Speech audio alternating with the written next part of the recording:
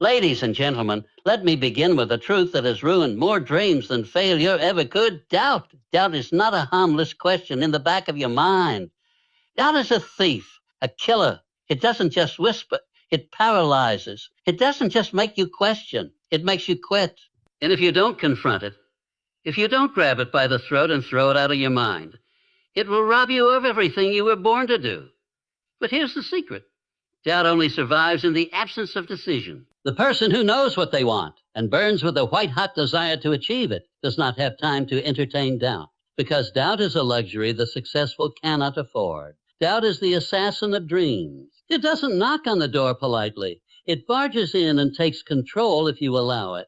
It disguises itself as logic, as caution, as reason. But make no mistake, doubt is fear wearing a suit. It doesn't protect you. It paralyzes you. The moment it enters your mind, your dreams start to shrink. Your vision starts to blur. Your momentum dies quietly. Your momentum dies quietly. You felt it before. That creeping voice that whispers, what if I'm not good enough? Or maybe this isn't the right time. That voice, that's doubt. And every time you listen, every time you entertain those questions, you take one step further from the life you were born to live. Doubt has no mercy. It doesn't stop at slowing you down. It will kill your dreams if you let it. Think about the times you didn't go after what you wanted, not because you weren't capable, but because you doubted yourself. The opportunity passed. The connection faded. The door closed. Not because you were unworthy, but because you hesitated. And hesitation is the breeding ground of regret. That's the real danger of doubt. It doesn't just affect the moment, it haunts your future. You see, dreams are fragile in the beginning. They're like fire in the wind. They need protection.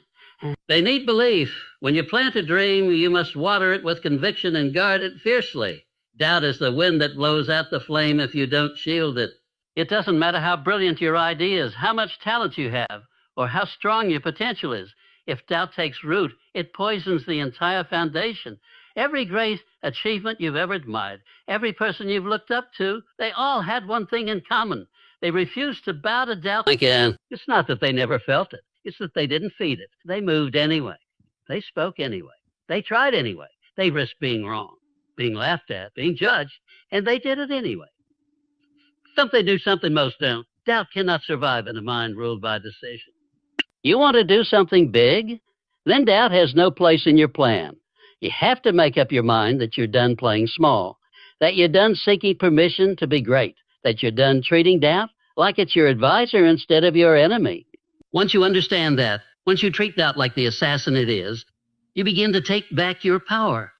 The moment you really decide that your dreams are non-negotiable, something shifts. The doubt gets quieter. The fear gets smaller. Your energy changes. People can feel it. Doors begin to open because you're no longer hesitating. You're radiating purpose. And purpose has a presence. It doesn't ask for permission. It doesn't apologize. It announces itself. And doubt runs from that kind of presence. Doubt is not truth. It's not fact. It's a mental fog. And you have the power to clear it. You have the power to choose a different thought, a stronger belief, a more empowering story. The mind will serve whichever master you choose, doubt or belief, and whichever one you feed more often becomes the ruler of your life. So the next time doubt comes knocking, don't open the door. Don't let it settle in. Call it settle in. Call it what it is. Recognize it. Confront it. And then kill it before it kills the dream that was placed in your heart for a reason. Belief is a decision, not a feeling. That truth, when fully understood, becomes a key that unlocks everything you're chasing. Too many people wait for belief to arrive. They think one day they'll wake up, full of confidence, overflowing with certainty, finally ready to take the leap. But that day never comes, not because they're not worthy, but because they're waiting for something that only grows after the leap has been taken. People misunderstand belief. They treat it like it's an emotion, something passive that appears when the time is right. But belief is not passive. It's aggressive. It's a deliberate act. It's a choice you make over and over, especially on the days when you don't feel worthy, especially in the moments where fear is louder than clarity. Belief is forged in those moments, not in comfort, not in celebration, but in struggle. Struggle. You don't become a believer in yourself because things are going well. You become a believer because you decide to keep going, even when everything inside you screams that you can't. That's where the real belief is born. Not when people are clapping, Not when your bank account is full, not when success is obvious, but when there's no proof yet and you still say to yourself, I've got this. When you understand that belief is a decision, you stop chasing external validation. You stop needing everyone around you to confirm your potential. You stop begging the world to approve of you before you approve of yourself. That's where real power lives. Because when belief comes from the inside, nothing outside can shake it. You think champions always feel like champions? They don't, but they show up like champions. They decide to move like winners before they've won. That's the mindset shift that separates the successful from the stuck. Most people wait until they've done something big to believe they're capable. But high performers flip that. They decide they're capable and then they go do something big. The belief comes first, not after. It's not easy. It's not supposed to be. Belief isn't comfortable. It's courageous. It takes guts to back yourself when the world hasn't clapped for you yet. It takes vision to believe in what hasn't materialized. But that's the cost of greatness. That's the tax you pay to reach the next level. You must be willing to believe before there's evidence. And the best part, once you start choosing belief, it becomes a habit. You start building momentum. Every time you show up in the face of fear, every time you take action when it would be easier to quit, every time you stand tall when self-doubt tries to shrink you, you add weight to the belief you carry. It gets stronger. It gets louder. It gets louder. It becomes your natural state. But it all begins with one choice, to believe right now. Not next week, not after you learn more, not after someone else gives you the green light, now, because belief is a door, and it only opens from the inside. You have to stop outsourcing your worth to other people's opinions. You have to stop waiting for perfect conditions. You have to stop thinking that belief is a prize you earn when you're finally good enough. No, belief is a tool you use to become good enough. It's the fuel, not the finish line. It's the spark that sets everything in motion. So you decide. You decide that you're the one. You decide that you can. You decide that no matter what happened yesterday, you are still in control of what you believe about yourself today. And that decision, more than any skill, strategy, or situation, is the foundation of everything you're meant to build. Faith and fear cannot coexist. They are opposites in the truest sense, like light and darkness. Where one lives, the other cannot survive. If you are filled with fear, faith becomes a dead whisper. If you are filled with faith, fear loses grip. Fear loses grip. Every day, in every decision, in every thought, you are feeding one and starving the other. You don't need to eliminate fear entirely to succeed, but you must stop nourishing it. Because the more attention you give to fear, the more space it takes up in your life and the more it pushes faith out of the picture. Fear is always waiting, ready to speak first. It will give you 100 reasons to stay where you are. It will disguise itself as protection, pretending it wants to keep you safe when in reality it's just keeping you small. But faith dares you to rise. Faith whispers of possibilities. It doesn't shout. It doesn't beg. It invites. And you have to be quiet enough, still enough, and strong enough to hear it over the noise of fear. Fear comes from the mind, but faith comes from the soul. Fear is based on what you can see, what you've experienced, what you've lost. It looks at your past and tells you that's all you'll ever be. But faith looks forward.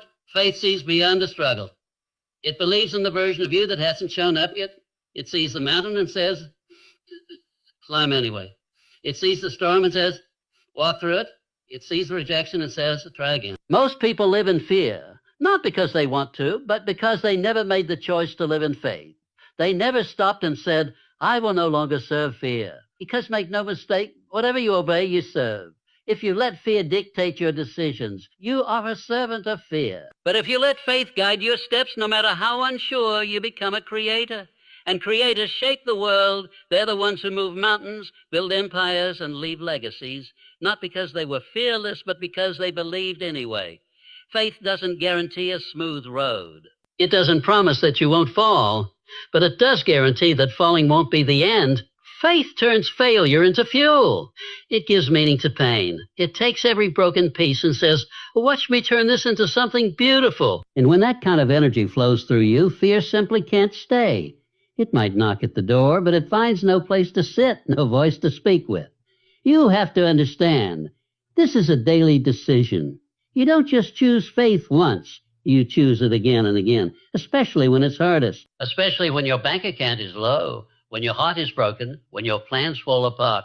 That's when fear gets loud. That's when it demands to be heard. With the unshakable knowing that faith is not the absence of difficulty, it is the decision to move forward despite it. The truth is, you're always believing in something. You're either believing in your excuses or your vision. You're either trusting the worst-case scenario or the possibility of greatness. One will limit you. The other will free you. One builds walls. The other builds wings. So the question is never a will fear show up. It's a will I feed it. And the answer to that question determines the quality of your life. If you want to live full, if you want to die empty, if you want to experience what's truly possible for you, you must pick a side. You must decide which voice you're going to follow. You cannot walk with faith and hold hands with fear. One must go. And the sooner you let fear go, the faster you rise. Definiteness of purpose kills doubt instantly. When you know exactly what you want and why you want it, the noise around you fades. Confusion dies. Indecision vanishes. The human mind is a powerful machine, but it needs a target. Without one, it drifts, it wanders, it questions everything. But give it a clear destination, and suddenly everything aligns. The fog lifts. The doubt that once felt so heavy starts to dissolve because purpose leaves no space for uncertainty. Most people don't fail because they're not talented. They fail because they don't know where they're going. They keep changing their direction. One day they want this. The next day they want that. Their mind is scattered. Their energy is diluted, and their confidence is never given a solid foundation to stand on. But once a person rarely decides that this is the life they're going to build, that this is the path they're going to walk, everything begins to shift. When your purpose is definite, your actions become intentional. You stop chasing distractions. You stop wasting time. You stop listening to people who have no idea where you're headed, because you're no longer influenced by the temporary opinions of those who lack your long-term vision. You move with clarity. You speak with conviction. You show up with a force that doubt simply cannot touch. Definiteness of purpose is more than having a goal. It's having a mission. It's not just what you want to achieve. It's who you're willing to become to achieve it. It's the deeper reason behind the surface goal. You don't just want the result. You crave the growth, the meaning, the transformation that comes with it. And when your purpose is rooted that deeply, doubt can stand a chance. You can't entertain doubt and move with purpose at the same time.